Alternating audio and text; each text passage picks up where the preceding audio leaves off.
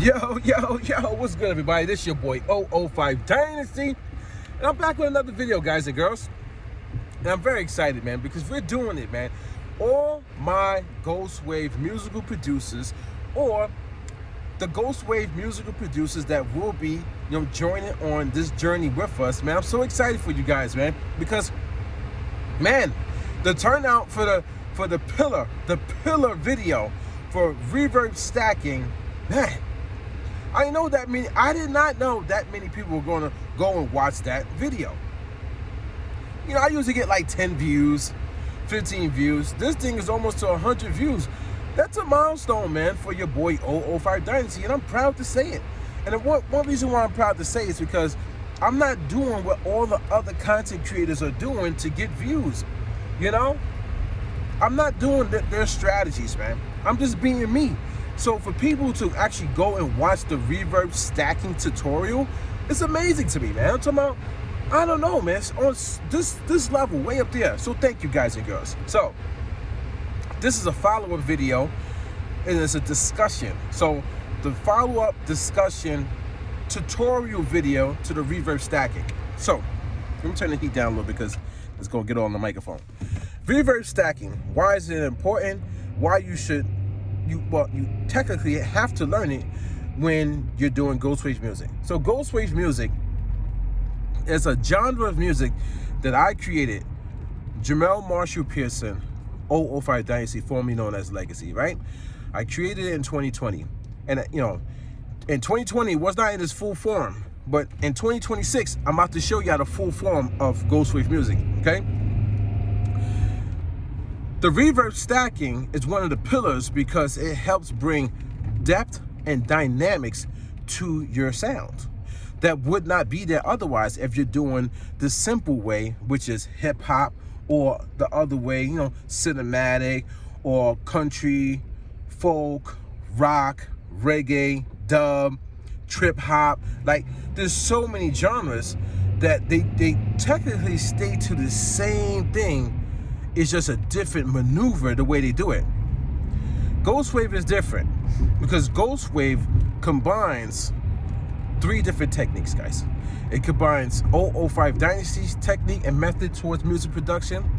It combines a variation of hip hop, whereas it subtracts the negatives from hip hop. It also combines a variation of cinematic where it subtracts from cinematic music. And those 3 things, along with my intellect, brought about Ghost Wav music. And one part of Ghost Wav music is reverb stacking. Now, Ghost Wav music is such a great genre, right? Because when you learn Ghost Wav, you're gonna learn so many different techniques, guys. You're gonna learn reverb stacking. You're gonna learn pivot chords. You're gonna learn modulation. Like, you're gonna learn depth. Like, put your music in like a 3D space or 4D space. You know what I'm saying? 4-dimensional space, if you want to say it like that. How do you get to that 4th dimension, right? It's reverb stacking, because reverb is panning north and south. When you go to ghostwave.com, or you go to wiki.005dynasty.com and you look at the wiki and you search up Ghost Wav, it's going to show you north and south panning. North and south panning is basically taking a sound from in front of your face and then putting it behind your head, or even putting it in the mountains, or putting it behind the building. So that's north and south, the straight and back. That's north and south panning, okay? It's not east and west panning. East and west panning is very, very vital as well, because you need to separate your instrumentation in your mix. So you can't have everything sitting down the middle, because that's mono, and everything is down the middle. You're not going to have separation, which is not going to free up room in your track in order for you to do all these different tricks and techniques that are a part of Ghost Wav music. So Ghost Wav music, right? Reverb stacking. The reason why you want to embark on this journey is because it creates that cinematic movie magic, okay? So the songs for Ghost Wav, the way that you're supposed to build and construct the sound composition is from the beginning of your song to the end of your song, meaning you're thinking of your song in stages. So each stage is telling a story to the listener, to the artist, in fact, while they're writing a song, to the film director that wants to, put your music in a film, a blockbuster film, right? So each part of your song can have reverb stacking, or it doesn't need reverb stacking. It all depends on how you are telling your story as the musical producer, guiding everybody through this instrumental beat, which ultimately turns into a Ghost Wave instrumental beat, or Ghost Wave song, if you want to put it like that. Because you could literally, if you get to my level, you could put out a Ghost Wave song without even having an artist on it, because you have perfected Ghost Wave. Meaning that you got to the point where you're actually perfecting vocals, and your vocal chops are playing the role of an artist. That's the top tier Ghost Wave producers, when they get to the point where it's not only about the instrumental, it's about applying vocals that lead the artist in a specific direction, that lead the audience in a specific direction. That's why you hear it in my tracks. Even the very first track is not the full embodiment of Ghost Wave, but even the very, very first track called Failed Me, you hear the vocal chops in there. Because I was trying to perfect everything at once, but I couldn't, because I didn't understand Ghost Wave fully at that time. I was just building it. I was working on it. Even though people was hating on me, yo, your music's trash. But now Ghost Wave is here, guys. It's here fully, and the response is amazing. Man, all the people that went and looked at that reverb stacking tutorial, man, thank you guys. So, you're stacking reverbs, right? And the way that you're stacking reverbs is to tell a story. And what is stacking reverbs? So reverb on top of a reverb on top of a reverb, that's stacking reverbs. Now, there's multiple ways you can do it. You can do 2 stacks or 3 stacks. You don't want to go too in depth with your reverb, because then it starts to wash out, especially if you don't know how to mix and move that reverb around.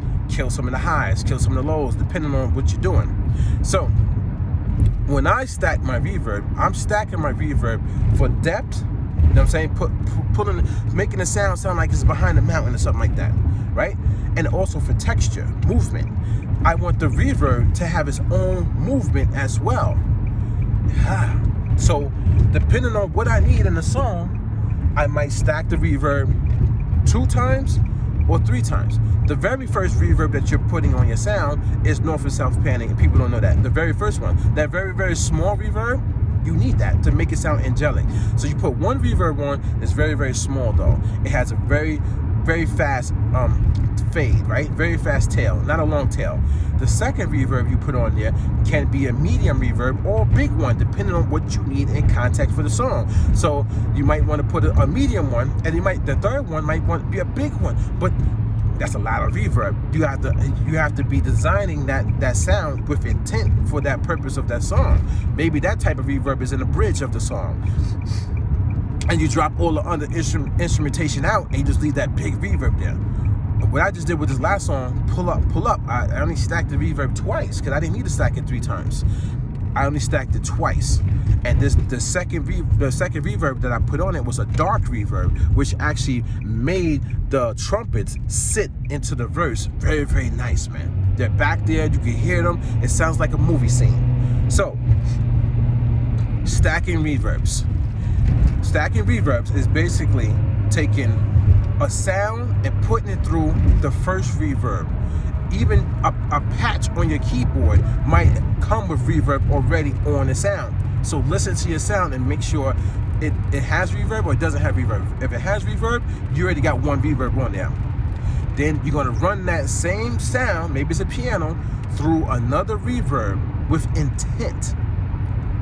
With intent, meaning, oh, I wanna stack my piano reverb because I'm taking it from the intro and I'm putting it in the verse. So now the piano, while it's in the verse, even though it's the same piano sound that's in the intro, but in the verse, I wanted it to sound a little bit darker.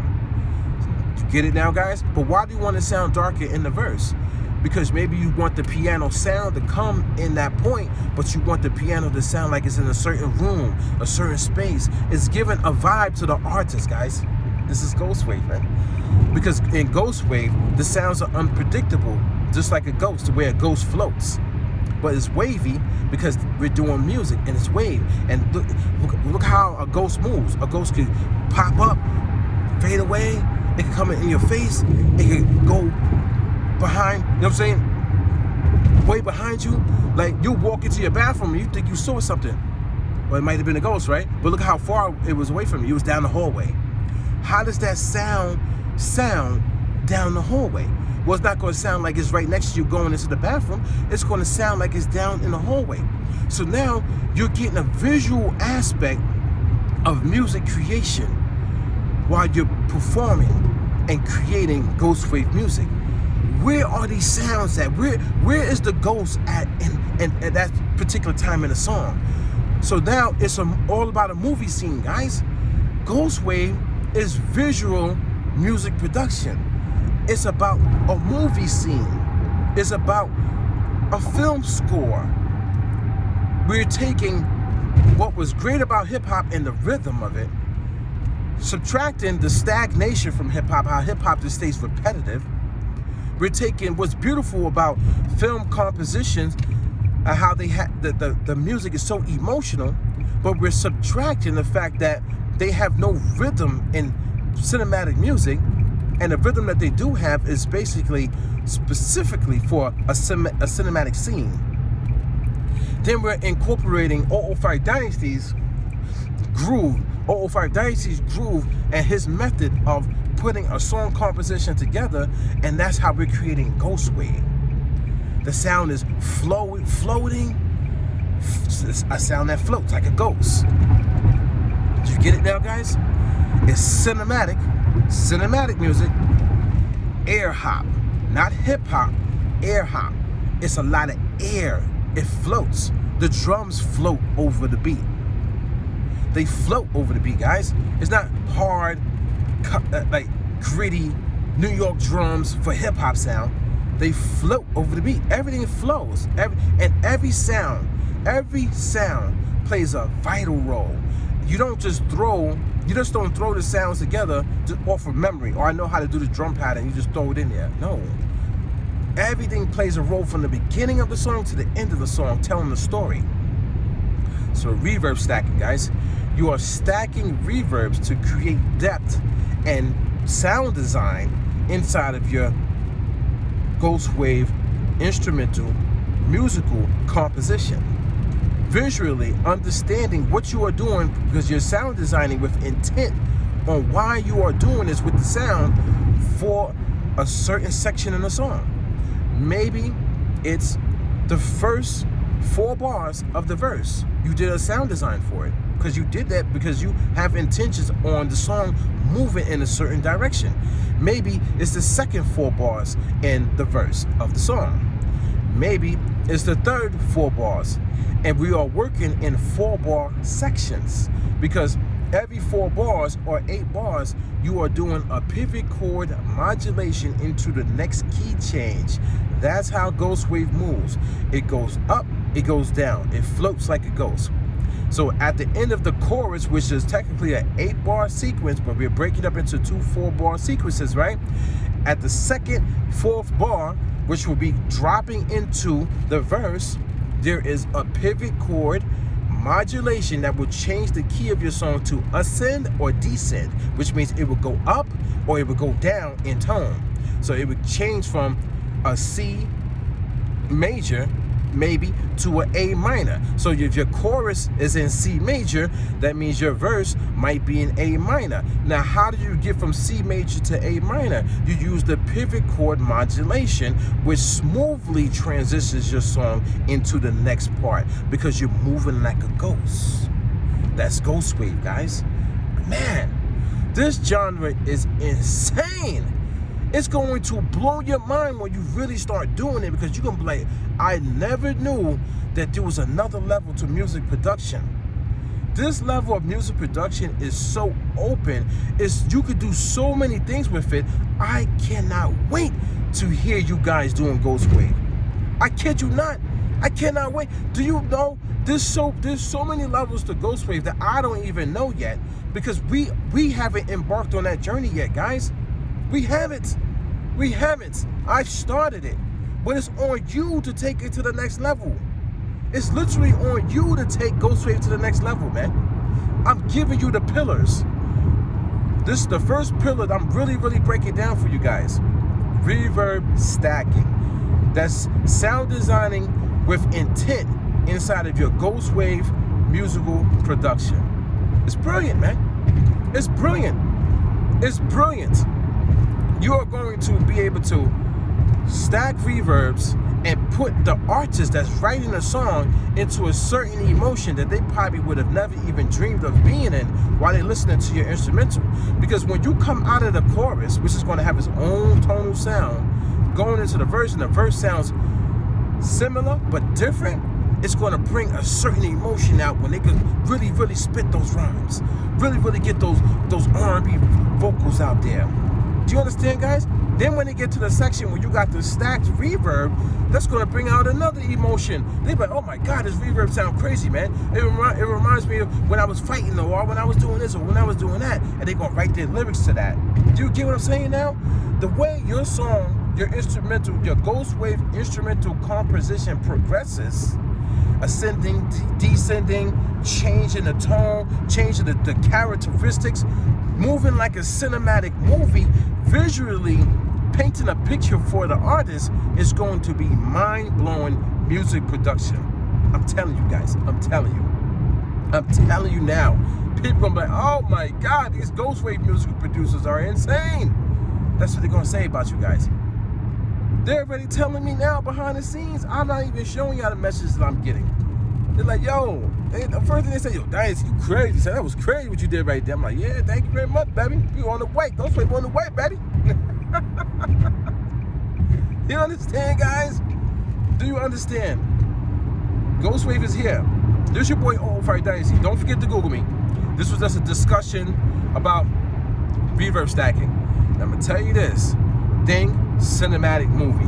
Think film. So when you put the reverb on your track, and then there's a specific point in your track where you want to add another reverb onto a sound to reverb stack, think about what movie scene this is representing, or what real life scene, what visual characteristic that thing is representing, and then you apply the reverb to that specifically.